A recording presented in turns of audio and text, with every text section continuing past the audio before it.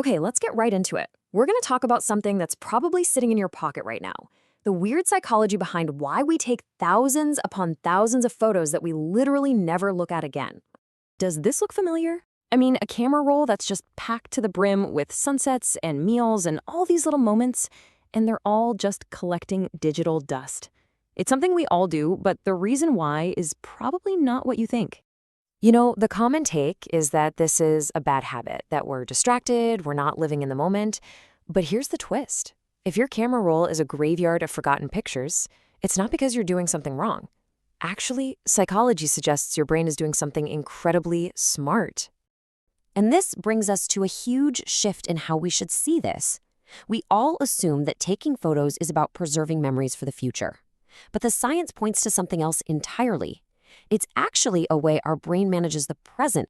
So let's just look at this side by side. The myth is we're preserving memories. The reality?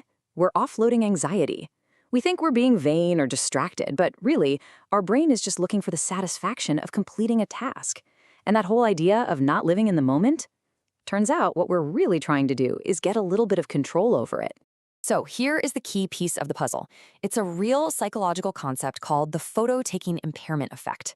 And it sounds completely backward, right? But study after study shows that the moment you snap that picture, your brain basically goes, okay, cool, job's done, and it outsources the memory to your phone. This actually makes you less likely to remember the details yourself, which leads to this perfect analogy. Your phone has become an external hard drive for your mind. You're not taking the photo so you can look at it later. You're taking it so your brain gets permission to stop trying so damn hard to memorize everything right now. So let's break down exactly what's going on up there. What are these clever little shortcuts your brain is taking every single time you get that urge to click? All right, reason number one, and this is the big one we've kind of touched on, it's called cognitive offloading. It's basically your brain's strategy for managing its own workload. Let's walk through how this feels. You're in a beautiful, important moment, and your brain feels this frantic pressure to soak up every single detail. By taking a picture, you hand that job over to your phone. It's like your brain can finally take a deep breath and relax. The real goal was never about some future photo album. It was about relieving that pressure in the here and now. Okay, next up is something a little more subtle, but man, is it powerful. It's that simple, satisfying little buzz you get from finishing something. Think about it like this. Just passively watching a sunset can feel a little weird to a brain that's wired to do stuff. So you pull out your phone, you frame the shot, you click the button. Bam, you've just turned a passive experience into an active task. That click gives you a tiny but very real dopamine hit of achievement. The prize wasn't the picture, it was the feeling of having captured the moment. But, you know, it goes even deeper than just managing memories and tasks.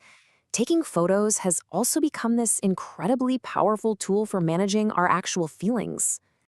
And this one's a big one. It's all about our weird relationship with time and the anxiety that comes along with it.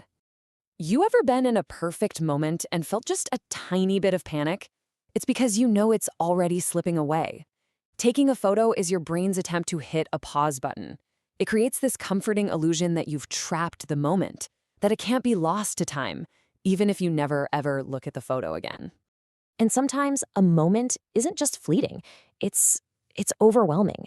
And that's when your camera becomes a kind of emotional shield. Some experiences, like a really loud concert or an intense family get-together, can be just too much to process all at once. By putting your phone between you and what's happening, you're creating a little bit of safe psychological distance. You're still there, you're still part of it, but you're seeing it through a lens which filters the intensity and makes it all feel a bit more manageable. And finally, there's this behavior that looks an awful lot like hoarding, just, for our memories. It's that just-in-case thinking, but applied to our own life story. Your brain is always running simulations of the future. It's asking itself, okay, what if 10 years from now I desperately want to remember how this felt, and I can't? Taking the picture is the solution to that potential future regret. It's a safety net. It gives you this quiet sense of security that your past is safely filed away, even if you never actually open the file. So, what does this all mean when you put it together? It's time for a completely new perspective on that cluttered camera roll of yours. I think this quote from the source material just sums it all up perfectly. Taking all those pictures isn't a sign that you're disconnected from life. It's a sign that you're so deeply connected to it that your brain needs tools to handle all the beauty, all the pressure, and the fact that it's all so temporary. So here is the real takeaway. Your mind isn't broken. You're not vain, you're not distracted, you are probably a very perceptive person, and your mind is just doing exactly what it was designed to do. Protect your peace in a pretty overwhelming world. And that kind of leaves us with one last question to chew on. If this is one clever, unconscious strategy your brain uses, what other subtle things is your mind doing every single day just to protect your peace?